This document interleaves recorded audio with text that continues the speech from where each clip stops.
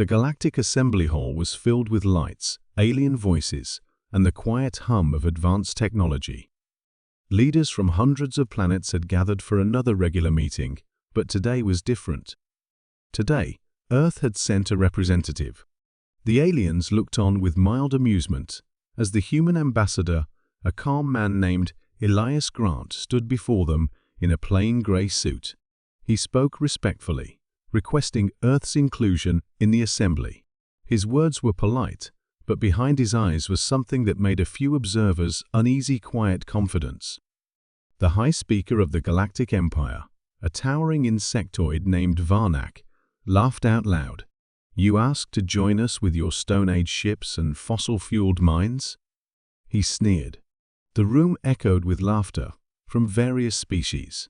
"You have nothing we need, nothing to offer but rust and ambition." Elias didn't respond to the insult. He just nodded once and said, "We hoped for cooperation. We'll accept your decision." He turned to leave, but paused at the door. Without looking back, he added, "You laugh now. One day, you won't have time to scream." The words silenced the room, not because of their volume, but because of the way they were said, calm, controlled, like a warning from someone who already knew the future. After the meeting, the assembly's private channels were flooded with jokes about Earth. Holo news networks showed clips of Earth ships, old models, barely capable of light speed, and commentators mocked them as floating junkyards. Memes spread across the galaxy. One showed an Earthship being pulled by space whales. Another compared Earth's defense system to kitchen appliances. The Galactic Empire took special pleasure in the humiliation, sending drones to orbit Earth just to show off their sleek warships, painted in gold and black. To them, it was a game. Earth was no threat. But while the galaxy laughed, Earth worked in silence. Deep beneath Antarctica, hidden from satellites and spies, Project Aegis was nearing completion. Years ago, explorers had found something on Mars, not just ruins, but a core of alien energy unlike anything known. Scientists had studied it in secret. Engineers had built around it. And now, in a chamber colder than space itself, the prototype warship Aegis, one rested like a sleeping giant. Its frame didn't match any design in the galaxy. It was sharp, dark, almost invisible to the eye. It had no wings, no visible weapons, just a hum that made the air around it vibrate. The ship wasn't made to look impressive. It was made to end wars. Its heart was the quantum singularity core, a source of energy that bent time and space in ways no one fully understood. Even Earth's own scientists admitted it was half mystery, half miracle. But Captain Leona Mercer trusted it. She was a former pilot, decorated for bravery, known for breaking rules and winning battles others called suicide. She had been handpicked to lead the Aegis One when the time came. For now, she trained in simulations, studying alien tactics and weaknesses. No one outside the facility knew her name. No one outside Earth knew what humanity was preparing. The world governments had stopped fighting each other the moment they saw the Empire's ships in their sky. Unity came not through peace, but through fear of being wiped out. But where others saw doom, Earth saw opportunity. Let them laugh. Let them mock. Because Earth was not trying to impress the galaxy. Earth was preparing to protect itself. And if that meant building something the stars had never seen before, then so be it. One ship was enough. In a control room lit by soft blue light, Elias Grant watched the stars on a large screen. He had returned from the assembly in silence. The media didn't know what had happened behind those alien walls. He didn't need them to. He wasn't concerned with jokes or ridicule. He only had one focus now: time. How much of it did they have before the Empire decided to stop laughing and start attacking? No one could say. But when that moment came, the galaxy would see what Earth had truly built in the shadows. They had laughed at a prototype. Soon, they would face it. The silence didn't last long after Earth left the assembly. The Galactic Empire, still feeling insulted by Elias Grant's parting words, decided it was time to teach the humans a lesson. They called it a diplomatic demonstration, but it was nothing less than a threat. The order came directly from Emperor Kieran himself: send a fleet to Earth's orbit, not to fire, but to show presence, power, and superiority. Within days, a force of 120 advanced warships entered the solar system, blackening the skies like a swarm of steel locusts. Each ship was armed with weapons capable of wiping out cities in seconds. They didn't cloak themselves or arrive quietly. They wanted to be seen. Earth's satellites captured the fleet's arrival, and within hours, every screen on the planet was filled with images of the Imperial dreadnoughts forming a ring above Earth. Panic began to spread among civilians, but in the hidden depths of Antarctica, Project Aegis remained silent. Inside the underground hangar, Captain Leona Mercer stood before Aegis 1, her expression steady, her mind racing through possibilities. Around her, engineers finalized the last checks, technicians ran system diagnostics, and the AIHARA calmly monitored every signal from space. Earth's leaders met in emergency sessions, but the decision had already been made days ago, in secret. If the Empire brought war to Earth, humanity would respond. They would not beg, not hide, and definitely not surrender. It was Leona who received the launch order. She didn't speak. She simply walked toward the ship as the floor opened to reveal the path to launch. Aegis 1 came to life with a deep hum, its body shimmering with a strange light that flickered like starlight caught in water. As the hangar shook and the roof parted, the ship rose into the sky like a silent arrow. People across Earth looked up, seeing a dark figure cutting through the clouds, their last hope, their final answer to the Empire's threat. When Aegis 1 reached orbit, it didn't send warnings or greetings. Instead, it moved straight into the middle of the Imperial formation, completely alone. The Empire's ships, confident and amused, scanned it with curiosity. To them, it looked like nothing: no visible weapons, no glowing energy signatures, no familiar tech. Just a strange black vessel with an odd shape and no obvious weaknesses. The Empire's commander, Admiral Drovek, ordered a full scan and laughed when his systems returned errors.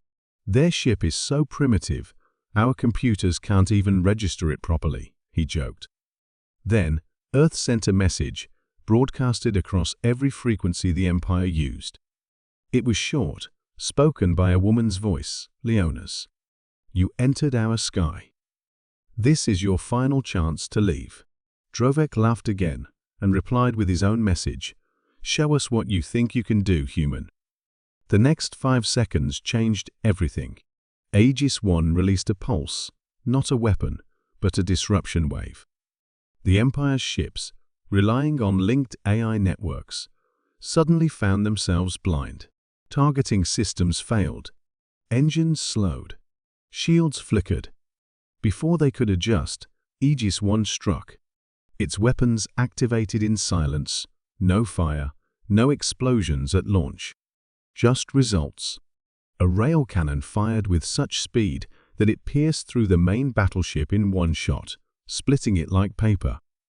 Gravity torpedoes folded space around targets, crushing ships from within. Laser-guided plasma shards danced like lightning between enemy ships, turning steel to ash. Within minutes, a third of the Imperial fleet was gone. The rest tried to regroup, but Aegis 1 moved like a shadow, untouchable and always one step ahead. The AIHERA, anticipated enemy, moved seconds before they happened. Every time a ship tried to target Aegis 1, it vanished from sensors, reappeared behind them, and destroyed them with precision. Earth watched in silence as the battle unfolded in orbit. The fear that had gripped the world slowly changed into something else: awe, hope, pride. For the first time in history, humanity was not the underdog. They were the force to be feared. When the last Imperial ship exploded in a quiet burst of light, Aegis I simply turned and returned to Earth's orbit, hovering silently like a guardian. The galaxy had seen Earth's answer to mockery, and it came in the form of one ship that had just destroyed an entire fleet.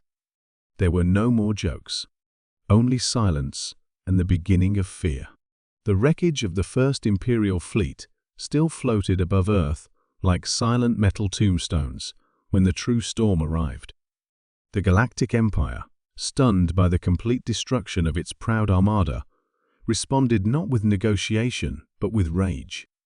Deep in the heart of the Empire's core systems, ancient codes were unlocked, and a forbidden fleet was awakened, the Sovereign Armada, ships so powerful and old that even many Imperial captains had only heard legends about them. These were not ordinary vessels, they were planet killers, equipped with artificial black holes, psychic dampeners, and time-warp missiles that could erase entire timelines. 17 capital ships, each the size of a small moon, began their journey to Earth, and at their center flew the Devourer, a massive AI-controlled warship designed to tear planets apart layer by layer. As the Armada moved through space, entire sectors went silent, too terrified to speak. News spread like fire. Earth had not just angered the Empire, it had forced it to unleash its final weapon. On Earth, the air was heavy with tension, but the people no longer panicked. Instead, they watched the skies and waited. In the hidden command center beneath Antarctica, Captain Leona Mercer and her crew stood ready aboard Aegis I. Scientists, engineers, and global leaders had worked non-stop for days, analyzing the previous battle data and improving Aegis I's systems. The ship now pulsed with upgraded energy from its quantum singularity core, and orbiting satellites had been modified to create a global energy field that would amplify the ship's power in combat. The crew knew the odds. One ship against 17 ancient beasts. But they also knew something the Empire didn't. Aegis I wasn't just a ship. It was the product of Earth's greatest minds working together under pressure, fear, and desperation, and humanity had always been at its best when it had no other choice. The Sovereign Armada entered Earth's orbit with no warning, forming a wall of glowing metal that blocked out the stars. Every ship released drones, scanning satellites, and AI probes, and they all locked onto Aegis I, which floated alone in the upper atmosphere. Then the Devourer spoke, not with sound, but through a psychic transmission that was heard in every mind across Earth. It promised destruction, demanded surrender, and mocked humanity's resistance. But Aegis I answered not with words, but with movement. The ship dived into the heart of the Armada, moving faster than any known vessel. Its hull shimmered with light-bending armor, making it hard to see and harder to target. The Empire's ships opened fire with everything: plasma beams, gravitational warheads, sonic disruptors, but Aegis I danced between them like a ghost, untouched and unforgiving. One by one, the great ships began to fall. Leona used new weapons that the enemy couldn't even understand: gravity loops that bent space and flung enemy fire back at its source, pulse nets that fried entire systems in seconds, and dimensional phase charges that phased into ships and exploded from the inside. The Devourer launched its time-warp missile, meant to send Aegis I back in time before it was even built, but HFY, the ship's AI, intercepted it mid-flight, altered its code, and redirected it. The missile turned and hit one of the Empire's own capital ships, erasing it from existence. The battle raged for what felt like hours, though only minutes passed. Aegis I never stopped moving, never hesitated, and never gave the Armada a chance to regroup. Earth's satellites glowed with energy as they supported the ship, creating a defense net that protected the planet from stray blasts. Slowly, the sky began to clear. One by one, the mighty warships of the Sovereign Armada fell in fire and silence, their remains burning up as they crashed through Earth's atmosphere. At last, only the Devourer remained. It charged its main weapon, a planet cracker beam meant to split Earth like fruit. But Aegis, one moved closer, too close for comfort, and activated its final weapon, a singularity spear, a condensed bolt of collapsed matter that pierced through the Devourer's core like lightning through glass. The giant warship began to crack and fold into itself, sucked into a black hole of its own making. With a final low hum, the Devourer vanished, leaving behind only silence. The battle was over. Earth had survived the greatest force the galaxy had ever seen. A single ship, guided by human hands and powered by human will, had protected an entire world. And across the galaxy, for the first time in recorded history, the Empire was afraid. The destruction of the Sovereign Armada sent shockwaves across the galaxy, not just through military channels, but through every corner of civilization.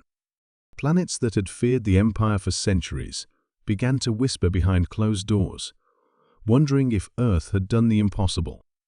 The Galactic Empire, for the first time in its long history, looked vulnerable. On the outside, their leaders denied the scale of their defeat, claiming the loss was due to an experimental miscalculation, a fluke, a trick of Earth's primitive desperation. But behind the polished speeches and political masks, Emperor Kieran was boiling with rage.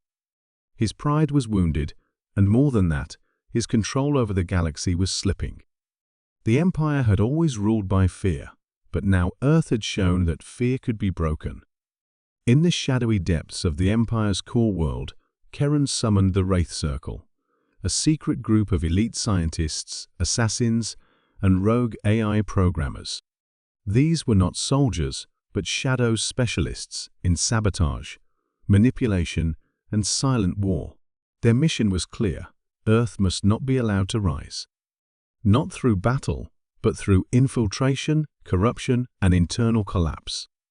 The retaliation would not come in the form of another fleet, but something far more dangerous: deception. Days later, strange signals began appearing on Earth's networks. At first, they seemed like static, harmless data from deep space. But then, systems began to fail across major cities' power plants, blinked offline, communications were disrupted, and military satellites went dark for brief moments. Cybersecurity teams scrambled to trace the source, but every signal led to nowhere, like chasing a shadow. Meanwhile, several deep space probes returned false data, claiming another fleet was on the way, forcing Earth's defense systems into full alert again and again. The goal was clear: exhaust Earth's resources, break its nerves, and make it doubt itself. Inside the command bunker, Captain Leona Mercer watched the patterns unfold on a large holographic map. She knew this wasn't random. This was precision harassment, and worse, it was working. Governments were arguing again, suspecting each other of mistakes, and the public was growing tired. Leona gathered her team, including Elias Grant and HERAA, the ship's AI, and proposed a countermove, a hidden investigation, launched not from Earth, but from a small research station on Jupiter's moon, Europa. From there, using quantum comms, they could trace the real source of the attacks. Aegis I was dispatched quietly, cloaked and silent, while Earth pretended to struggle. Europa's station, built inside an icy cavern, operated under full blackout protocols. For 3 days, they scanned every signal, compared code patterns, and traced energy sources through subspace folds. And then they found it, a hidden Imperial relay station, not far from a colony on the edge of the Andromeda Corridor. It wasn't a military base, but a disguised communications hub transmitting data to thousands of sleeper systems across the galaxy. If destroyed, Earth would be free from the cyber attacks. But there was a problem. The station was inside neutral territory, under protection from ancient treaties. If Earth attacked it openly, the Empire could claim Earth had violated interstellar law. The retaliation would be seen as justified. So Leona made a bold choice: go alone. Disguising Aegis 1's signal, she piloted the ship to the coordinates without military tags, posing as a civilian vessel.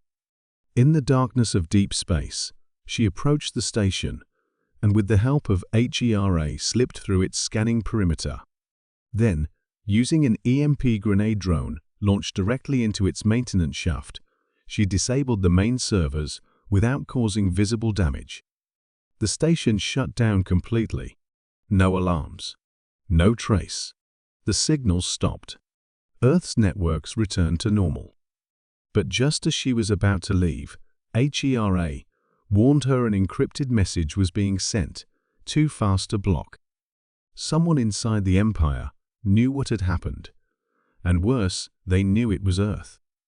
As Aegis 1 raced back toward home, Leona stared at the stars, knowing the game had changed again. The Empire had tried to bring Earth down from the inside, but they had failed. Now they would stop hiding. Now they would come with everything. And the next battle might not be fought above Earth, it might be fought on it. The stars above Earth had never looked so quiet, but the silence was only the calm before a greater storm. After the failed infiltration, after the fall of the Sovereign Armada, and after Aegis 1 had dismantled the Empire's secret operations without firing a single public shot, the galaxy stood at the edge of a new era. The Galactic Empire, once a symbol of unmatched power and fear, now faced something it never expected: an enemy it could neither control nor predict. Earth, once ignored and mocked as primitive, had risen in a way that defied all known rules of war and diplomacy. Across the galaxy, old alliances began to shift.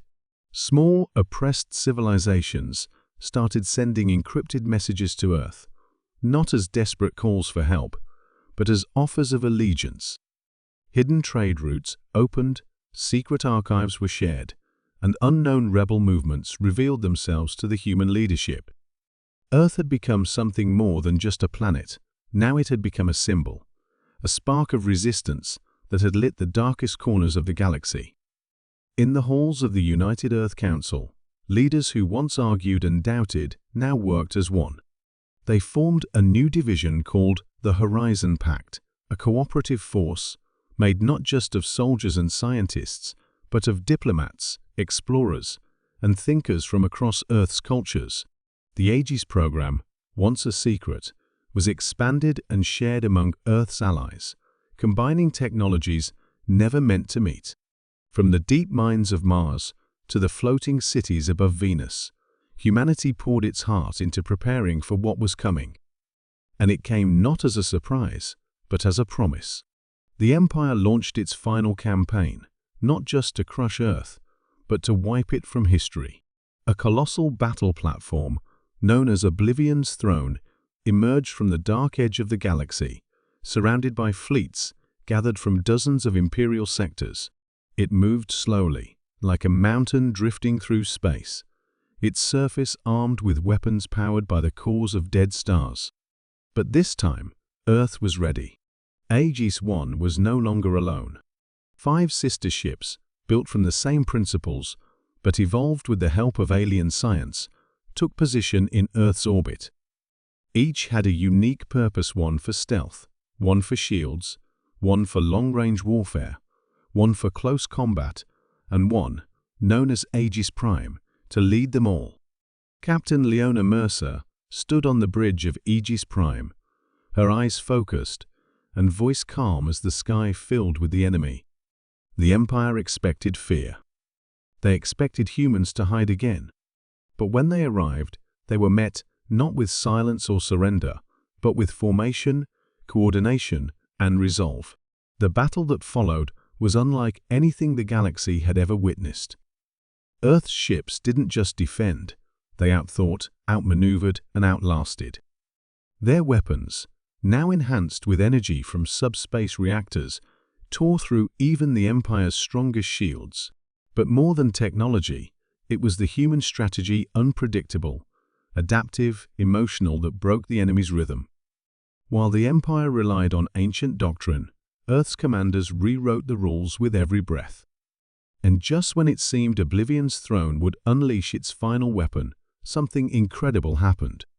From all corners of space, reinforcements arrived not from Earth, but from the species it had inspired. Small ships, fighters, cloaked cruisers, and living vessels grown from organic planets appeared, attacking the Empire's flanks. They were not organized, not mighty, but united. And in that moment, Earth's rise became the galaxy's rise. The Empire, for all its might, had become isolated, a relic of a dying age. As Oblivion's throne cracked and fell, the galaxy watched history change.